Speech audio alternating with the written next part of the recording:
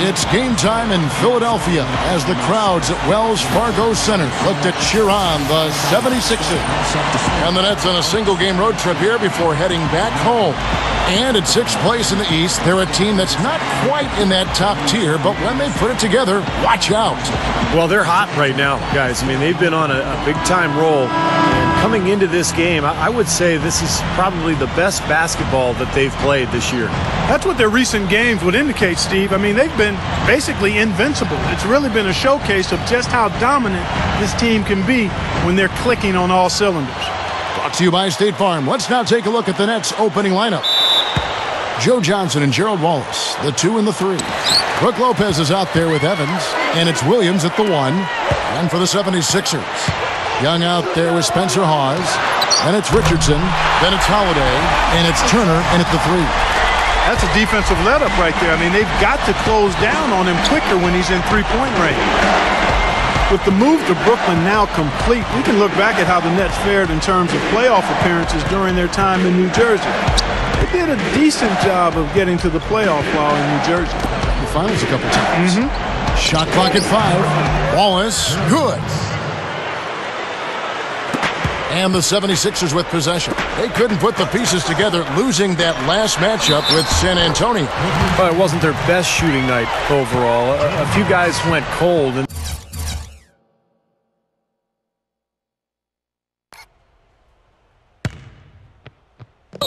then it seemed to get contagious.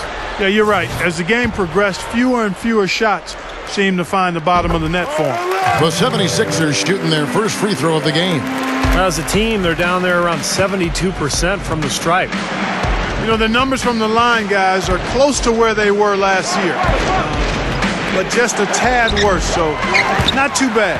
And it was hard, Steve, when the Nets were in the ABA. They won the 3 titles in 5 years, but the New Jersey version just didn't have that same success. Well, the best years for the Nets were probably when Jason Kidd was running the show back a few years ago. They made the finals in consecutive years. But now it's a chance to start new in Brooklyn, start something special. And they're going to bank on this new venue, new location to try to jumpstart their franchise. Here's Williams. Thaddeus Young picking up that last basket. Double team on Williams. Evans kicks to Wallace. Wallace off the pick from Evans. Wallace the pass to Lopez. Over Young. Lopez, no luck. That's a shot he's got to hit. And you don't get too many better looks from that range. Here's Evans.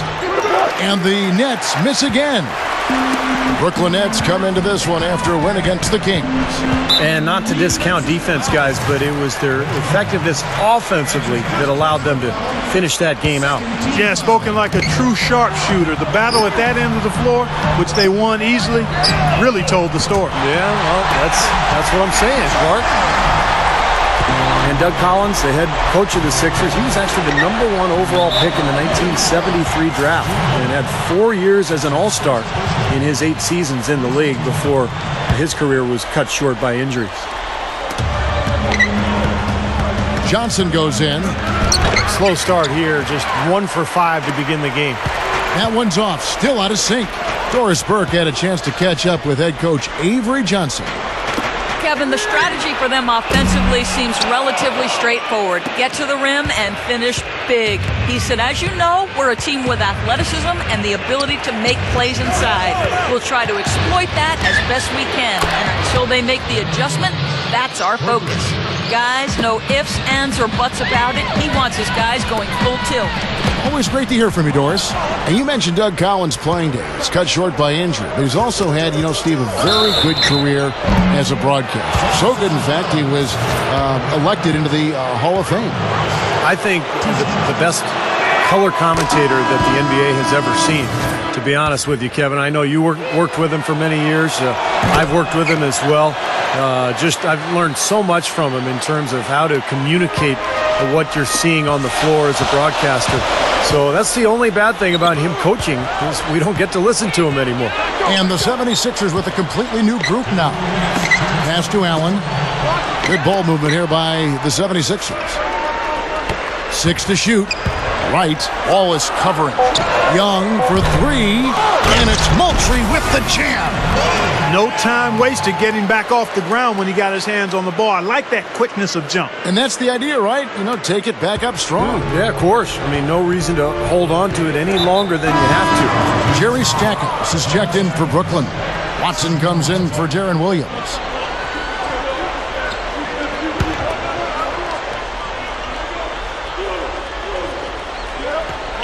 First quarter of action, just under 3.5 minutes played. Watson kicks to Humphries, dunks it down. And not much resistance on that jam. Yeah, defensively, you're right, not a great sequence. Well, they lost track of him, and they paid the price. There have not been a lot of years where the 76ers have missed out on the playoffs, Kevin. I mean, overall, the franchise has done a really good job of keeping the down years to a minimum and having a shot at the title in a number of those seasons. Here's Johnson after the Sixers pick up 2. Typically, he's pretty dependable on those open jump shots. And that's a foul called on Chris Humphries. That is his first foul of the game. Darren Williams is checked in for Joe Johnson. Go back to what you were saying about the 76ers, Clark. Even with all the coaching changes they've had in the last decade and a half, they've always been, it seems like, in the mix somewhere, somehow, and especially now with Doug Collins. Steve, we know a lot about him, don't we? Yeah, one of the best coaches in the league. Great broadcaster, but an even better coach, I think. And he really turned that team around, turned that franchise around. And the question now is, can they get to the next step? Young with the ball. Williams picks him up. And out of bounds as the Nets gain possession. As the playoffs near, let's take a look at the Eastern Conference standings. You take a look at the Nets. And, of course, the Philadelphia 76ers, 3 spots below. Well, I think for Brooklyn, they've become a team that you really have to watch out for. I mean, just look at where they are in the standing. Remember where they were last year at this time? A big difference. Yeah, big difference, Clark. It was a tough season a year ago, and as a result, there weren't a lot of expectations coming into this season. So I like what this club has done. I mean, they've really competed, and they've come together as a unit. They're well coached and well prepared every night. Oh, took the contact and tried to throw it down over the top, but instead he'll shoot free throws. And now let's check in with Damon Bruce, who's got an update for us. Damon? Thanks so much, Kevin. Let's quickly bring up the scores from the games that already are in the books. The Pacers in Indianapolis losing to the Heat. That's win number 5 for them in their last 7 times out. Paul George led them in scoring. The Hawks picked up the win against the Timberwolves in Minnesota. Lewis Williams was their leading scorer. And that'll do it. Back to Kevin and the crew. Kevin? Thanks so much, Damon. Folks, make sure to catch Damon with the Sprint halftime report later on. And like most seasons in the NBA, towards the latter run, as you near the playoffs, especially if you're on the bubble, but even if you're not, you want to end your season on a strong note. And I think the competitiveness really builds. I think we're definitely seeing some of that now. The first quarter can...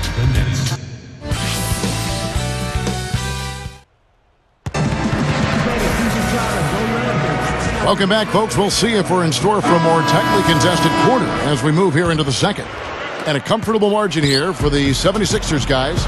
And this team has done a nice job on the glass. I think that's how they've built this lead. They've been very physical, really established a presence in the paint. Well, they've chased down those balls. As soon as they've hit the iron, they've been chasing them down.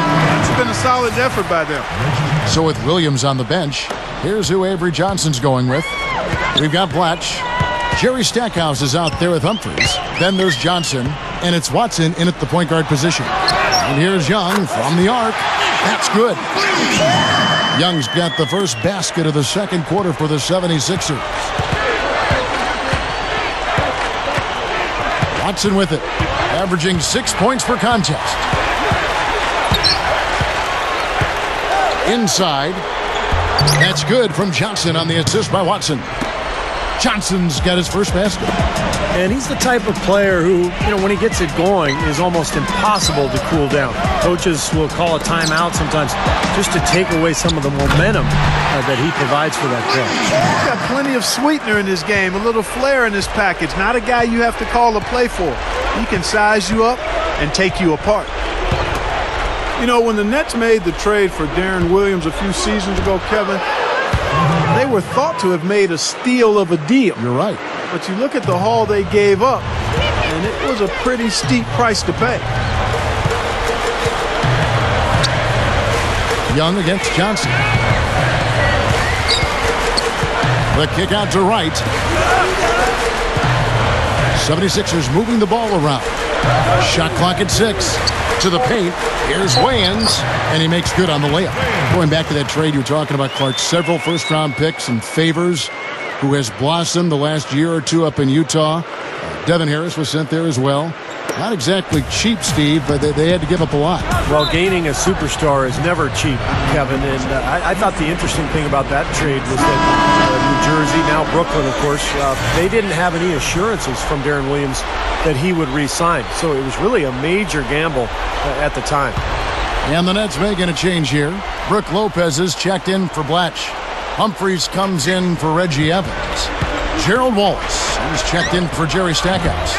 And Deron Williams is subbed in for Joe Johnson. The 76ers leading by 16. And Turner kicks to Allen. Working on Williams. Allen inside. He's guarded by Williams. Good. And the 76ers lead by 18. Guys, you talk about Avery Johnson, the coach of the Nets. With 5+ seasons of NBA coaching experience, and as a head coach, he got his start on that great Mavericks team. He's the fastest coach in NBA history to get to 150 wins. That says a lot. And Turner kicks to Allen. Kicks it out to Richardson. Pass to Holiday. He feeds it to Turner. He passes to Young. Rebounded by the Nets. And going back to what Clark mentioned with Avery Johnson, you know, that first full season as a head coach with Dallas, he won Coach of the Year, and the team made it all the way to the finals. Not bad for a rookie. Boy, from my angle, it looked like it was in the bottom of the net. Looked good from here. Yep, I thought so too, Clark. Holiday goes in. From deep, Richardson. It's good. The assist that time from Holiday. Richardson's got his first bucket of the game, and he's on the board for 3. There's the feed to Watson. Lopez, a screen on Richardson. Watson dishes to Lopez. No good. The 76ers leading by 19. Turner, he's guarded by Williams. Turner with it, working on Williams. Fires from deep, and Drew Holiday, the bucket on the assist by Turner. And that's now 6 points for Drew Holiday. The Nets have gone 3 of 7 shooting the ball here in the second quarter. Lopez sets a screen for Williams. For 3. Offensive rebound. Here's Wallace. Off the mark there with the 3-point shot. They have a nice lead here and have really controlled the glass for the majority of the game. Kudos to them for their strong effort on the backboard. Yeah, and they're sending a message too, Clark. They're really coming out and playing a very physical game here. Just pouring it on and adding to this big lead. Steve, they're playing outstanding basketball, and they've been doing it all game at both ends. And the 76ers with a completely new group now. And a new group in for the Nets. Andre Blatch, he's checked in for Lopez. Evans comes in for Chris Humphries. Jerry Stackhouse is checked in for Gerald Wallace. And it's Johnson in for C.J. Watson. Williams kicks over to Blatch for Hawes. And Blatch gets it to go on the assist by Williams. Blatch has got 4 points in the quarter. He got off to a slow start. It took him a little while to get into the flow of this game, but he's turned it on here in the second. Young off a pick from Ultra. Nick Young on the wing. He's guarded by Johnson. The fader. Shot's good from Young. Young's got 12. He was really a non-factor in that first quarter, but he's found a way to step it up here.